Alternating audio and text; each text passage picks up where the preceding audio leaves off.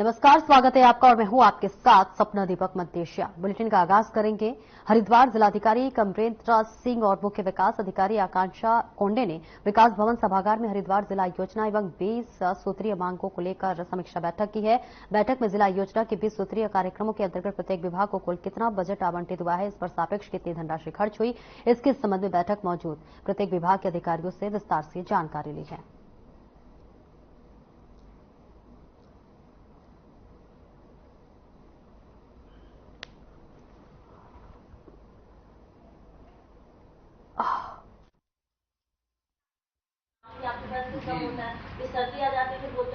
योजना केंद्रीय योजना से प्राप्त और राज्य योजना से और बाह्य सहायतित योजना है।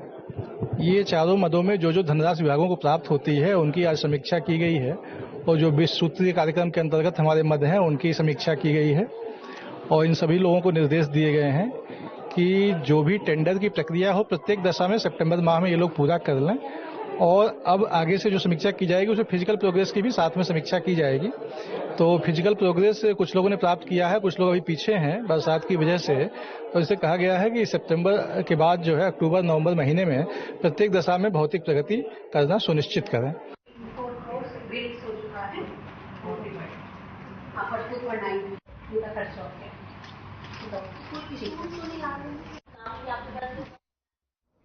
और वहीं जहां सरकार द्वारा जौली ग्रांट एयरपोर्ट विस्तारीकरण को लेकर कवायद शुरू है, तो वहीं जौली ग्रांट एयरपोर्ट की सीमा में ही रनवे विस्तारीकरण का निर्माण कर रही कंपनी द्वारा बिना अनुमति के रात के अंधेरे में बड़ी मात्रा में खनन सामग्री को शिफ्टिंग किया जा रहा है।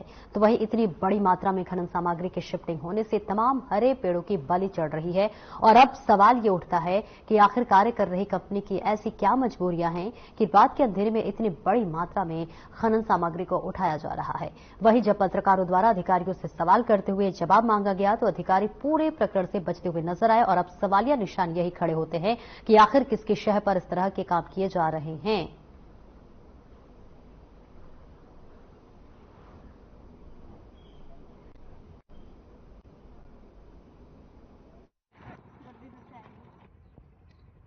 देखिए, आपके माध्यम से ही मुझे ये जानकारी मिली है कि वहाँ पे कुछ आरबीएम को इस तरह से वहाँ पे उठान किया जा रहा है। हालांकि इस स्तर की कोई अनुमति हमारे कार्यालय से निर्गत नहीं है, तो इसमें स्पॉट इंस्पेक्शन किया जाएगा और आवश्यकता पड़ने पर इसमें जो है औचक निरीक्षण भी किया जाएगा। यदि इसमें किसी की भी संलिप्तता पाई जाती है तो नियमानुसार उसके अगेंस्ट पे कार्रवाई भी की जाएगी। ये जो माल जा रहा है ये जा रहा है एयरपोर्ट में अंदर रनवे के पास में जा रहा है।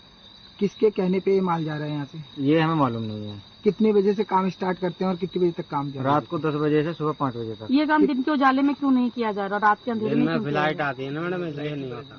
दिन में जो है ना फ्लाइट आते हैं, फ्लाइट की वजह से जो दिन में काम नहीं चल पा रहा है। मिल रखी है ये हमें मालूम नहीं कि पेड़ की परमिशन मिली हुई है नहीं मिली हुई है।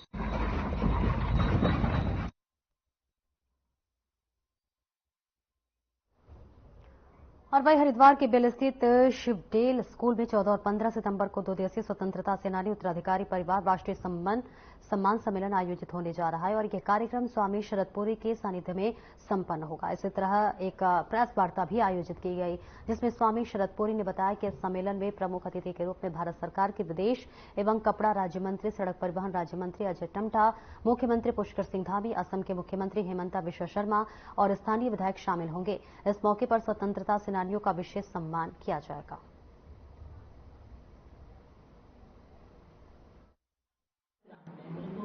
आज 14 और 15 तारीख का जो 2 दिवसीय कार्यक्रम है, ये राष्ट्रीय सम्मेलन जो है स्वतंत्रता संग्राम सेनानी उनके जो उत्तराधिकारी संगठन है उनका कार्यक्रम इस विद्यालय में होने जा रहा है।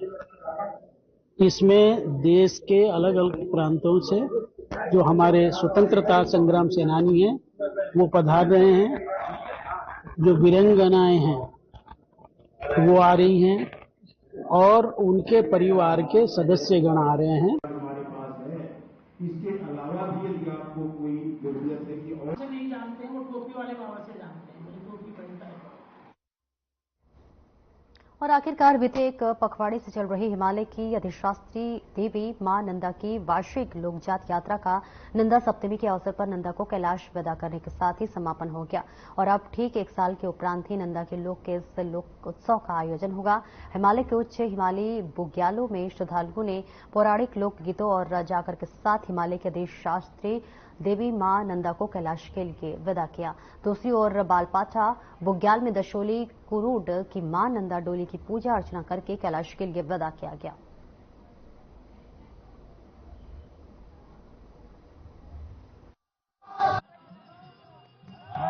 लोक जात यात्रा में आज ही हम देख रहे हैं कि 10,000 लोग लगभग यहां पहुंच चुके हैं और यहां पर जो है काफी परेशानियों का सामना करना पड़ रहा है। समिति के पास इतनी व्यवस्थाएं नहीं हैं, तो आने वाले 2026 में जब बड़ी नंदा राजजात यात्रा होगी तो लगभग यहाँ पे 10 से लेकर 12 लाख लोग यहाँ पे आएंगे, तो उनके लिए जो है यहाँ पर व्यवस्थाएं नहीं हैं। मैं अपनी सरकार से निवेदन करता हूँ, गुजारिश करता हूँ कि यहाँ पे यहाँ की सड़कें अच्छी कर दी जाए। आज यहाँ पे जो है हमारी वार्षिक लोक जात संपन्न हो गई है और यहाँ पे सप्तमी की जात जो हर वर्ष होती है, नंदा देवी लोक जात के नाम से जानी जाती है, वो आज संपन्न हो चुकी है। और यहाँ पे काफी संख्या में यहाँ पे श्रद्धालु आए हुए थे और कम से कम 10,000 लोग यहाँ पे आए हुए थे और तमाम गांव के लोग थे, पूरे चमोली जिले के लोग शायद यहाँ पे होंगे और बाहर से भी आए थे। और यहाँ पे जो है हर साल जो लोक जात होती है वो तो हर साल संपन्न हो ही जाती है, लेकिन आने वाले वर्ष 2026 में जो है यहाँ पे बड़ी लोक राजजात यात्रा होनी है। कर्णप्रयाग से पिछले 6 सालों से लोक जात यात्रा में अपने छोटा शिविर लगाता हूँ यात्रियों की सेवा के लिए। यही कि बड़ी यात्राओं में तो प्रशासन व्यवस्था करता है स्वास्थ्य सेवा की, छोटी यात्राओं में कोई व्यवस्था रहती नहीं है। ये 2 बार मैं आया, देखा मैंने लोगों को परेशान, तो इसलिए मैं अपने पास फर्स्ट एड लेके आता हूँ, छोटी सेवा देने की कोशिश करता हूँ अपनी तरफ से। कल से दी होंगी 70-80 लगभग।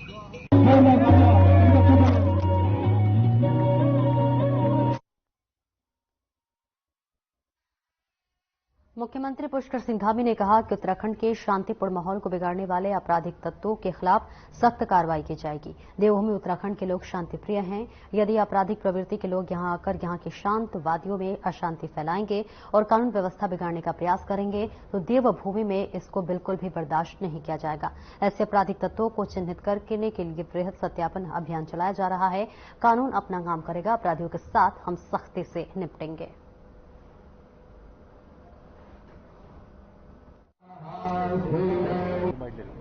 बहुत शांतिपूर्ण तरीके से चलने वाला राज्य है। सभी एक दूसरे के साथ बहुत भाईचारे के साथ रहते हैं और कोई भी अगर कानून को तोड़ेगा तो कानून उसके साथ सख्ती से काम करेगा। हाँ, लेकिन ये जरूर है कि कुछ लोग लव जिहाद और लैंड जिहाद को अपना एक सुनियोजित एम मानकर जो काम कर रहे हैं, उनको उनके लिए निश्चित रूप से उनको समझ लेना चाहिए कि किसी भी कीमत पर हम यहाँ की अपनी बहन बेटियों को कहीं पर भी जो है ऐसा नहीं होने देंगे, उनके साथ धोखा नहीं होने देंगे। देहरादून में मुख्यमंत्री पुष्कर सिंह धामी से केंद्रीय फिल्म प्रमाणन बोर्ड के अध्यक्ष प्रसून जोशी और फिल्म अभिनेता अनुपम खेर ने मुलाकात की। इस दौरान प्रसून जोशी और अनुपम खेर ने राज्य की नई फिल्म नीति को फिल्मों को बढ़ावा देने का प्रयास करते हुए इसके लिए सीएम धामी का आभार जताया। उन्होंने कहा कि इस नीति से उत्तराखंड में नई फिल्मों के फिल्मांकन को बढ़ावा मिलेगा। तो वहीं सीएम धामी ने बताया कि नई नीति में स्थानीय फिल्मों के लिए 2 करोड़ रुपए का अनुदान दिया जा रहा है। वहीं भारतीय संविधान की 8वीं अनुसूची में आने वाले भाषाओं के लिए प्रदेश में किए गए व्यय का 30% और अधिकतम 3 करोड़ रुपए तक के अनुदान का प्रावधान किया गया है।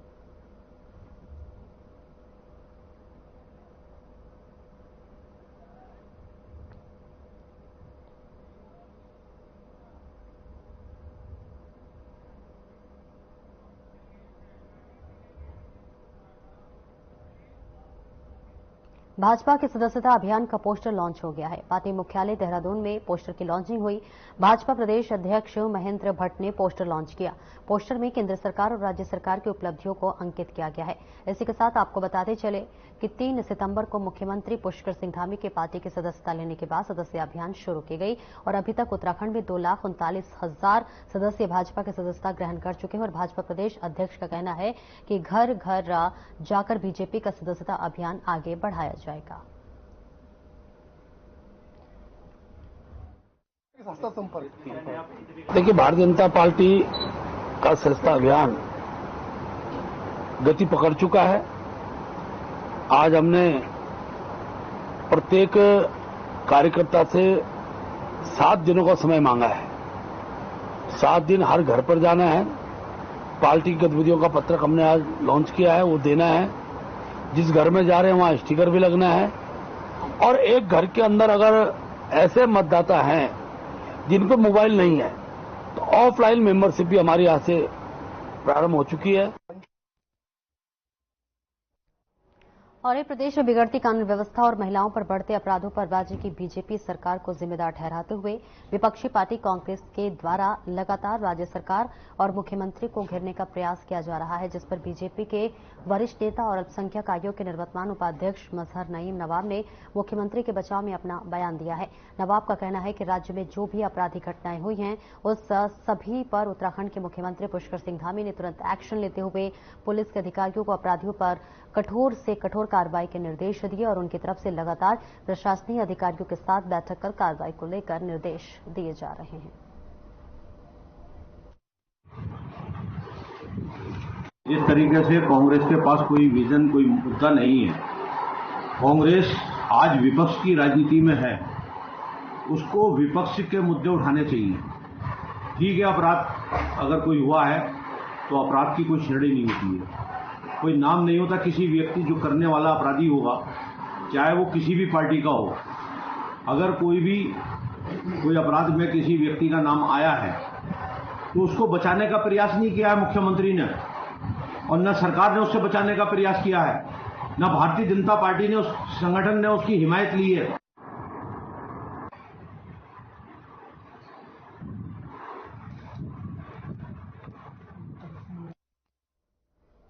उत्तराखंड में निकाय चुनाव को लेकर बीजेपी की प्रदेश प्रवक्ता कमलेश रमन का बयान सामने आया है। कमलेश रमन ने चुनाव को लेकर कहा कि हमारी पार्टी के कार्यकर्ता निकाय चुनाव के लिए तैयार हैं। सरकार अपनी रिपोर्ट आयोग को भेज चुकी है और 10 नवंबर तक अधिसूचना भी जारी कर दी जाएगी। वहीं इस मामले को लेकर कांग्रेस के प्रदेश प्रवक्ता डॉक्टर प्रतिमा सिंह ने बीजेपी पर हमला बोलते हुए कहा कि बीजेपी 2 उपचुनाव में मिली हार से डरी हुई है, जिस कारण उसको निकाय चुनाव में भी हार का डर सता रहा है।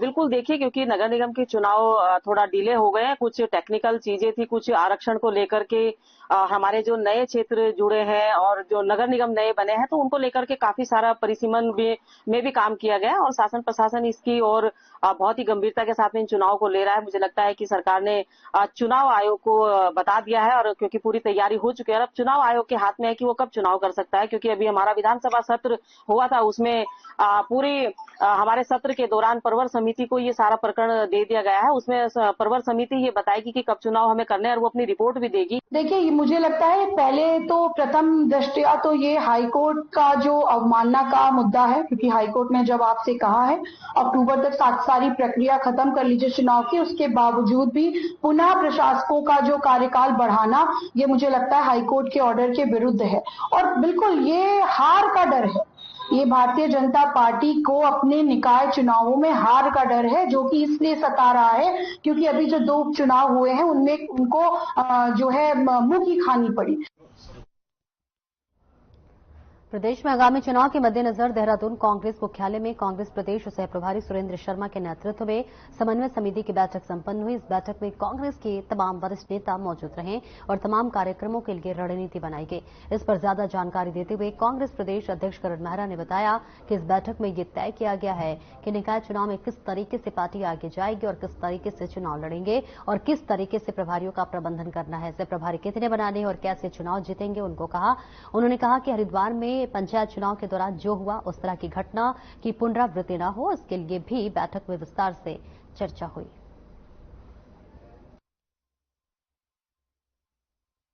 इसमें माननीय हरीश रावत जी, आदरणीय प्रीतम सिंह जी, हमारे सह प्रभारी साहब और विक्रम भाई और ज्योति रौतेला जी जो हमारी हैं महिला कांग्रेस के अध्यक्ष, यूथ कांग्रेस के अध्यक्ष, एनएचओआई के अध्यक्ष हरक सिंह जी, सभी वरिष्ठ जन वहां थे और बिगड़ती हुई कानून व्यवस्था को लेकर चिंता व्यक्त की गई, जिसमें खासकर महिलाओं के ऊपर जो अपराध बने हैं और हम पहले नंबर पर आए हैं, और उसमें एक जो पहलू सबसे मजबूत था वो ये है कि एक तो आईएसबीटी में जो घटना घटी और माइनर के साथ जो हो रहा है, साथ में चंपावत वाले घटना।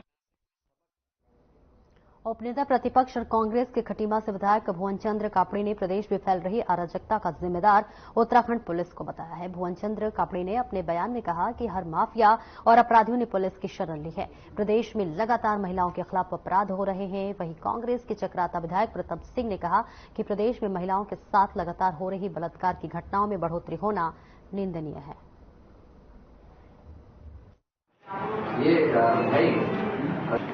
और खासतौर से महिलाओं पर जिस तरीके से अपराध घटित हो रहे हैं और उन अपराधों में भारतीय जनता पार्टी के नेताओं की संलिप्तता देखने को आई है, जो बहुत निंदनीय भी है और कष्टदायक भी है।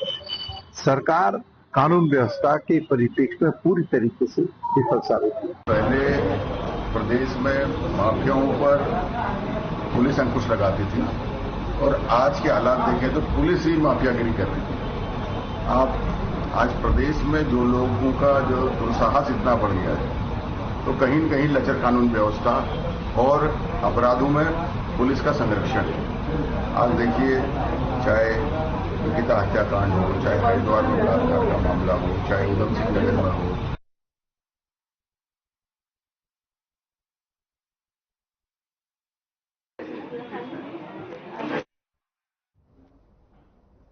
और वहीं टनकपुर में मुख्यमंत्री पुष्कर सिंह धामी के आगामी जन्म दिवस के उपलक्ष्य में और उनकी पहल नशा छोड़ो खेल चुनो को साकार बनाए जाने के उद्देश्य से शिवम फाउंडेशन प्रबंधक शशांक गोयल की तरफ से 8 दिवसीय क्रिकेट टूर्नामेंट कराया जा रहा है। इसी क्रम टूर्नामेंट दूसरे दिन गांधी मैदान में ज्ञानखेड़ा 11 और भगवाधारी इंडियन के बीच मैच खेला गया, जिसमें ज्ञानखेड़ा 11 ने 9 रनों से जीत दर्ज की।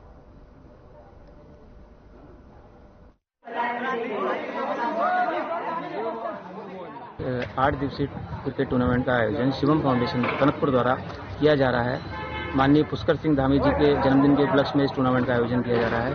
उनकी पहल है नशा छोड़ो युवाओं से और खेल चुनो, उसी के लेके आगे ये टूर्नामेंट किया जा रहा है और 8 दिवसीय टूर्नामेंट है। 16 तारीख को माननीय पुष्कर सिंह धामी जी का, हमारे युवा मुख्यमंत्री जो है, उनका जन्मदिवस होता है।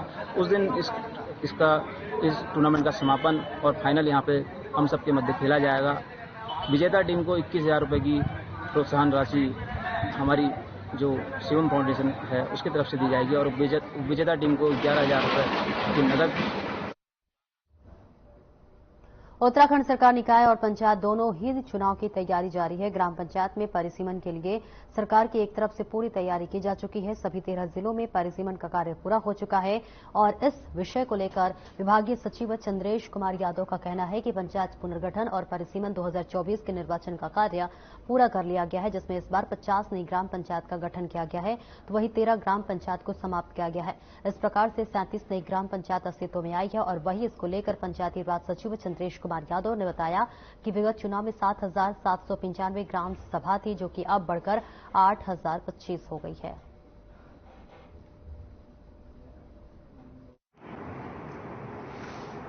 ग्राम पंचायतों के परिसीमन पुनर्गठन की प्रक्रिया हमारी पूर्ण हो चुकी है 2024 के निर्वाचन के लिए। इस बार कुल 50 नई ग्राम पंचायतों का गठन किया गया है और 13 ग्राम पंचायतों को समाप्त किया गया है।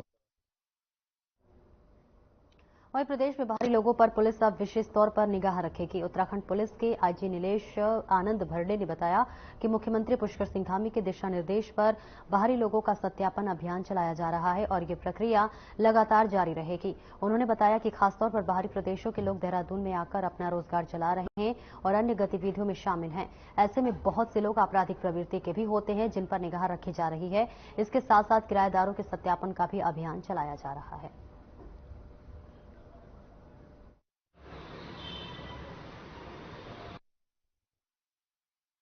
कोई एक पोस्टर लगाने की बात संज्ञान में आई थी, लेकिन जो है वो अभी जो है ऐसा कोई निश्चित तौर पे उसमें वो नहीं आया है। तो इसमें जो है ऐसा जो पोस्टर वाली बात है, तो उसमें सभी को जो है वो एक सीएलजी बैठक लेकर जो है सभी को एक समन्वय बैठक की गई है और अगर कोई ऐसा माहौल बिगाड़ता है तो उसमें उचित धाराओं पे कार्रवाई भी की जाएगी।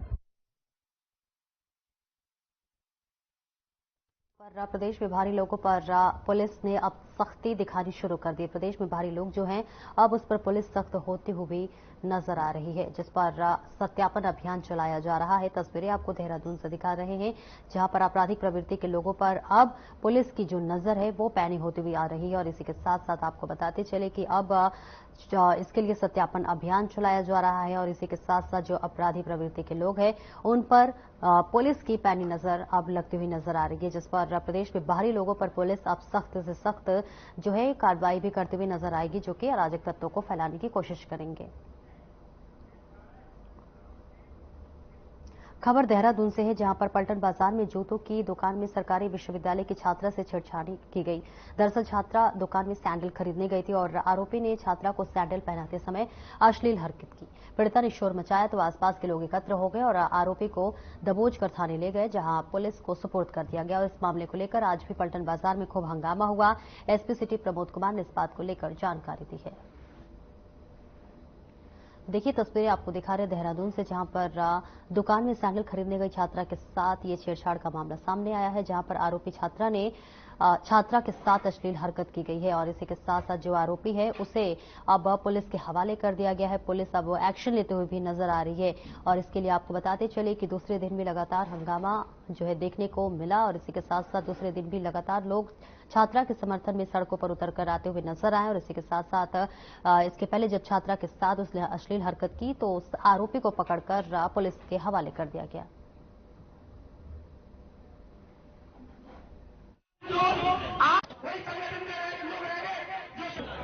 देखिए ये अभी पलटन बाजार में एक मामला सामने आया था कि जिसमें एक पीड़िता के द्वारा जो है कि जो दुकान के अंदर जो कर्मचारी काम कर रहे थे तो उनके द्वारा छेड़छाड़ की एक आरोप लगाकर एक तहरीर दी गई थी। उसके तहरीर के आधार पर जो है थाने पर एफआईआर हमारे द्वारा तत्काल पंजीकृत कर ली गई थी और उसमें उनके बयान वगैरह दर्ज कर लिए गए। उसमें आगे की कार्रवाई की जा रही है और साथ ही साथ जो भी आरोपी है तो उसके विरुद्ध वैधानिक कार्रवाई हमारे द्वारा कर दी गई।